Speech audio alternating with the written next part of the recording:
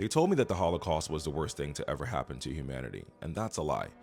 I grew up in New York, and from the time I was old enough to sit in the classroom, they began building a story in my mind, not gradually, not subtly, but deliberately. Field trips to the Holocaust Museum, mandatory screenings, books, films, survivor testimonies, year after year after year. From elementary school through high school, the message was consistent and it was clear. This was the worst thing that ever happened to a human being. They didn't frame it as one of the worst.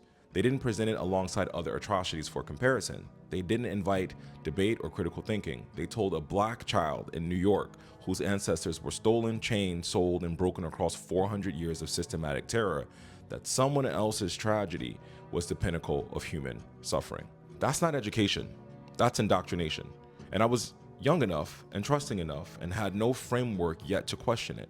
So I absorbed it like you absorb anything they hand to you before you're old enough to ask why.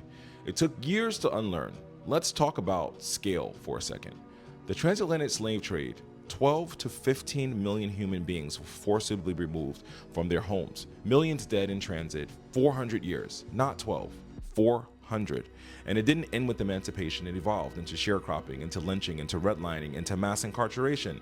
The atrocity didn't stop, it just changed its name. I am not a descendant of something that happened, I'm a product of something that never stopped happening. And here's something else they didn't teach you. When they say Holocaust, they say 6 million.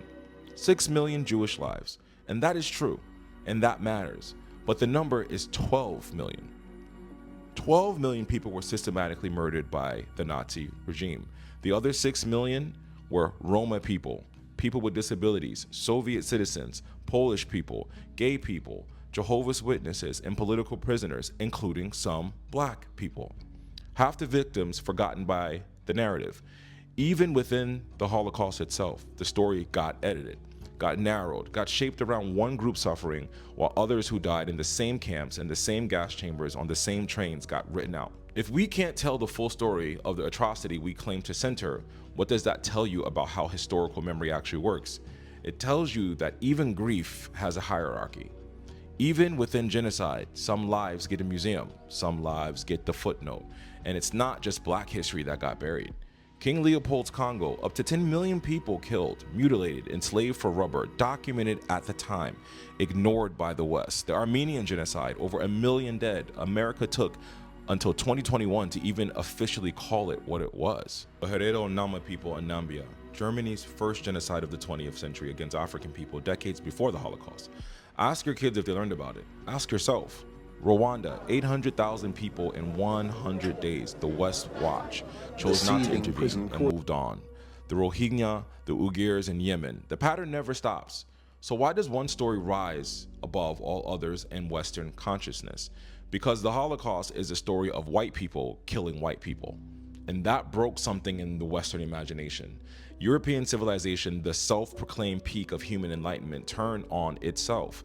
That required confrontation. That required museums and films and curriculum and remembrance days, because the myth of European progress needed explaining. But black suffering, African suffering, Asian suffering, Arab suffering, that never threatened the myth.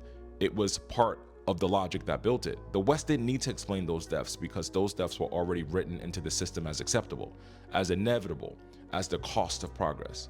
I want to be clear that the Holocaust was real. The suffering was real. 12 million people murdered systematically. That matters. That should be taught. All 12 million, not 6.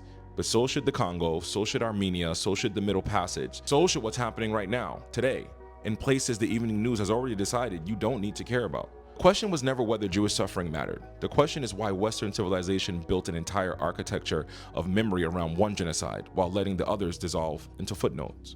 And even within that genocide, lets half of its victims dissolve too. The answer, the honest answer, if we're going to be honest, is that the value assigned to human suffering in the Western world has always been and continues to be filtered through race, through politics, through power. Whose grief gets institutionalized, whose museums get federal funding, whose story gets told in every classroom every year without fail. That's not history, that's power. And deciding who gets to be fully human. I was a black child sitting in a classroom in New York being taught that someone else's pain was the worst pain in human history. Nobody taught me that my existence itself is a proof of an atrocity that the world has never fully reckoned with. Nobody taught me that even the atrocity they did teach, they only taught me half of. They should have. We all should have. Stay blessed.